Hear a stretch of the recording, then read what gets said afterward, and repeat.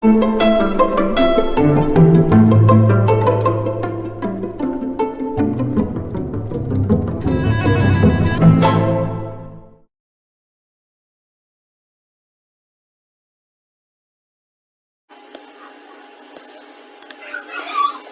so we are doing solve exponential equations using exponent properties, the advanced version. So what I'm looking for right here is to cancel out all these base 2 terms. And right now we got to get rid of this 32. I need this 32 to become a 2. So I'm going to rewrite everything. We got 2 4x minus 5. And instead of 32, I want this to be a 2. So I have to think to myself, if my base needs to be 2, and it's already starting at 32, what is my exponent have to be? And I could use a calculator if I need to. Hold on. Calculator. Just to double check. 2 times 2 times 2. And let's say I didn't know what it was and I just stopped right here. Okay, let's do one more 2. And I get to 32. So that was 5 2s I needed in total. I'll move this off to the side. And we're going to move this. I have a 5 up top. 2 to the 5th is going to give me 32. But I need to keep track of everything that was there before I changed it to a 5. So it's an x plus 1.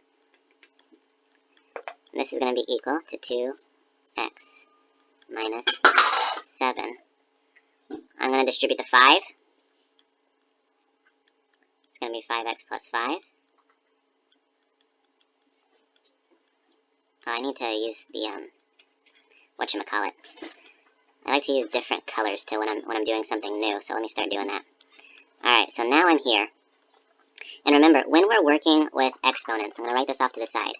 This is a little property that we have with our exponents. If I have x squared times x to the 3rd, I get x to the 5th. So that's the idea that I'm about to use over here. I'm going to be adding these two together. So I'm looking at 2. And the only thing that I'm working with is, the only thing that I'm changing is I'm going to go 4x minus 5 plus the quantity of 5x plus 5.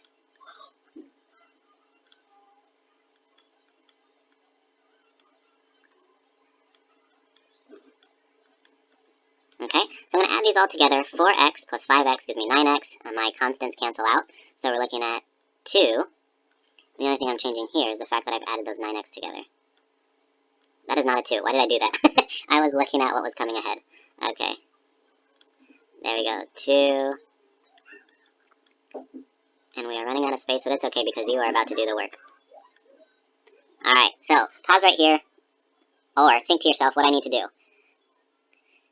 That's right, apply the log function. Log base 2 on both sides. I'll just shimmy it in. Log base 2 on both sides. Cancel, cancel. And I'm left with 9x is equal to 6x minus 7. And now that I've run out of space, it is your turn to do the work.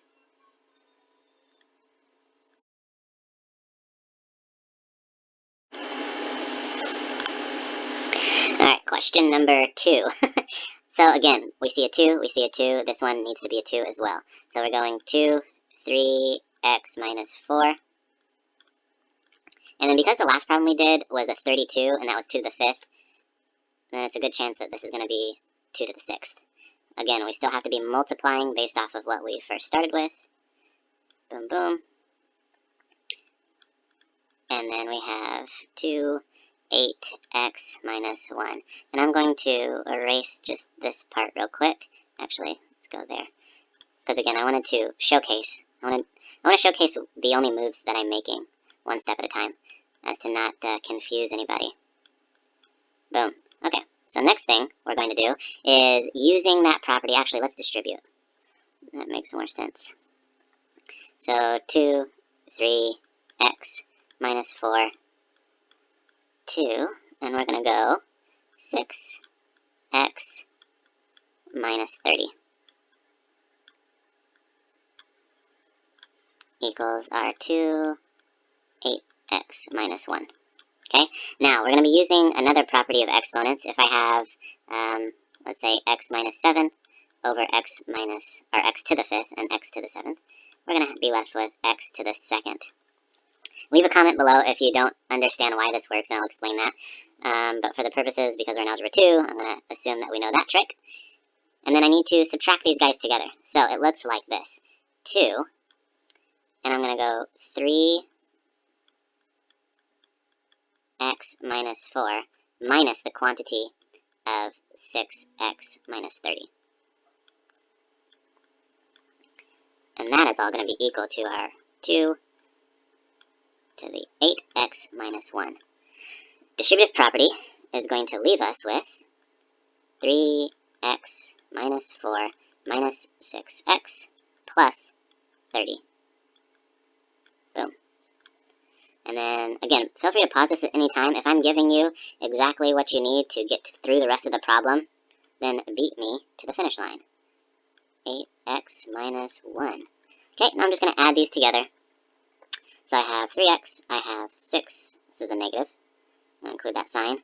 This is a constant, and this is a constant.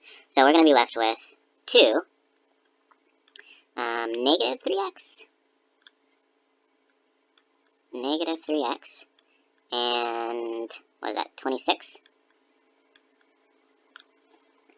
And that equals 2, 8x minus 1.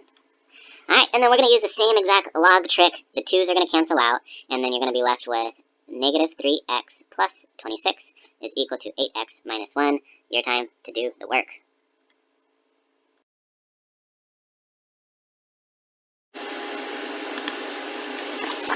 Alright, question 3. They're giving us fractions. We're not going to freak out. If I have 3... Let me go with a different color. This is my example color, I guess.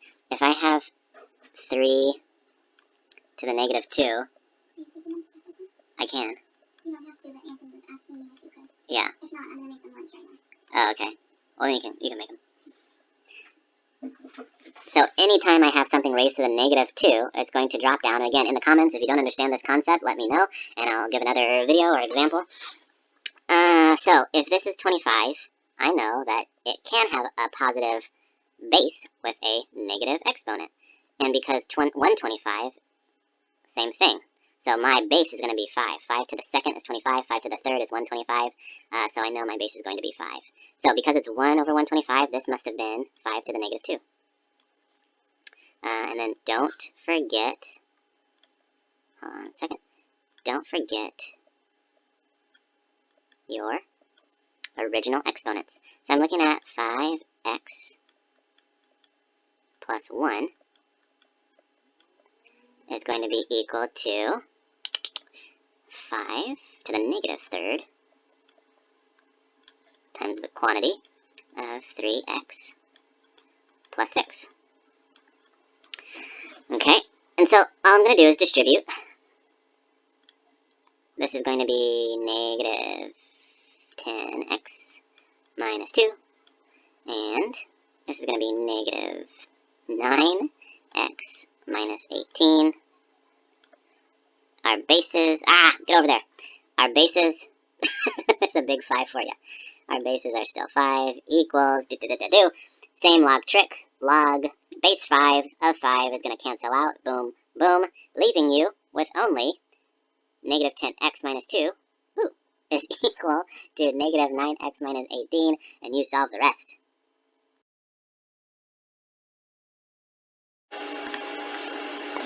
Alright, last question in this series. I see a 2, I see a 2. Math is always trying to give us a clue as to what our answer should be. So if I see 2 2's here, then this must be a 2 as well. And I have to think, if I have a base of 2, what does that exponent have to be?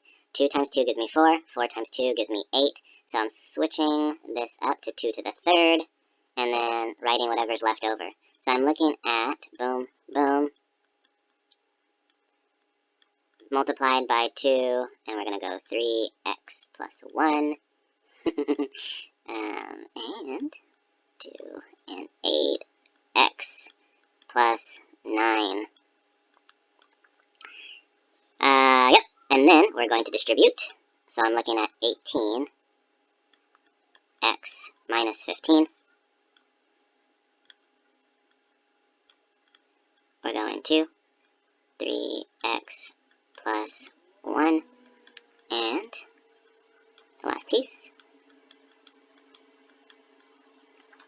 Alright, now we're using that exponent trick. If I have two of the same base multiplying together, I have to add the exponents. So I'm looking at 18x minus 15 plus the quantity of 3x plus 1. And I can add parentheses here if I want to, but I don't need to because I'm just distributing a positive through. But let's just, well, I'm going to say that, and then I'm going to delete the exponents, okay? So that's what you would normally do because we're adding the two exponents together. But because it's a positive out in front, we'd just be dropping the parentheses anyway. So we're going to write it like that. Boom, boom. Still have a base of 2. This one hasn't been touched. My hand is getting carpal tunnel syndrome. Let's see. Looking for like terms. X's, go with X's. Constants, let's switch it up. Let's switch it up.